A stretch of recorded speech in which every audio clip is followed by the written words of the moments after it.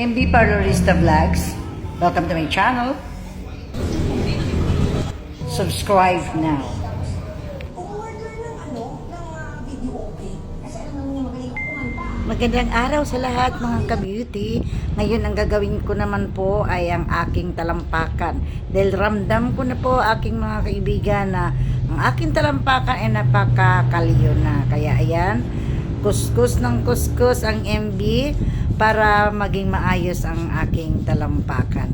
Wala naman po ibang makakagawa nito kundi ako po, kasi tansya ko sa aking sarili na mapapaganda ko po yung aking talampakan na sobrang makapal na ang kalyo. By the way guys, almost mahigit na po 1 month ito na hindi ko po nagagalaw yung aking talampakan.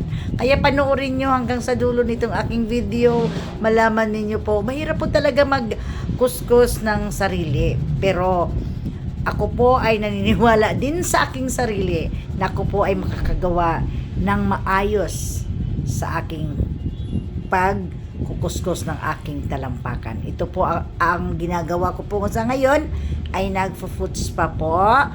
Foots pa lang po pagka kumapal na ang kalyo. At of course, mayroon pa akong ginagamit na Kalyos Remover. Yung Kalyos Remover ay madali po itong makapagtanggal ng ating mga kalyo sa paa. Pero iiwasan po natin na malagyan yung ating mga maninipis na balat. Kaya nga po ako po ay naglalagay, ipinapatak ko lang po doon sa pot file. At mga kaibigan ko, huwag niyong pansinin yung pot file ko kasi pang sariling gamit ko po yan. Yung gamit ko sa aking mga client dito ay iba po. So ayan, tulad ng sinabi ko, Kalyos Remover, ayan. At dyan po lumalambot yung ating mga kalyo sa paa.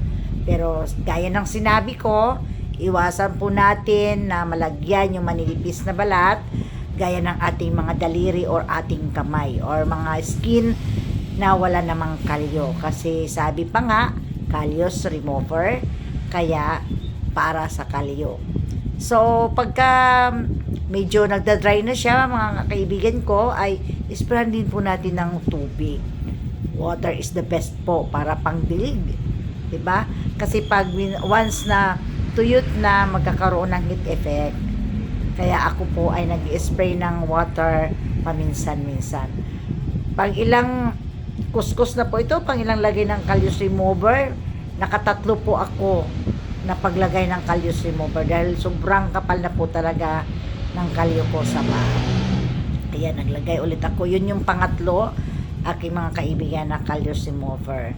So, ganyan po ang aking ginagawa. Hindi ko po kailangan ipagawa talaga sa iba kasi tansya ko yung aking sarili. Pag ako po ay gumagawa dito sa salon, kapag ako po ang gagawa, ay talaga makikita po ninyo natanggal po ang inyong mga kalyo sa paa. Ganyan po ako masinsin magtrabaho pag ako ay nag-foots pa.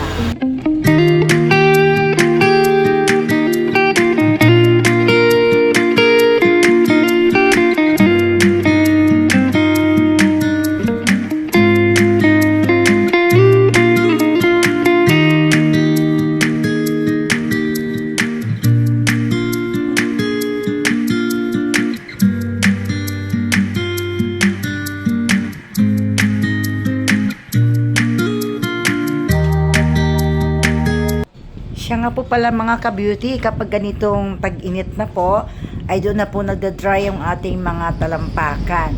So you need to go to the salon and magpa-foots pa po kayo.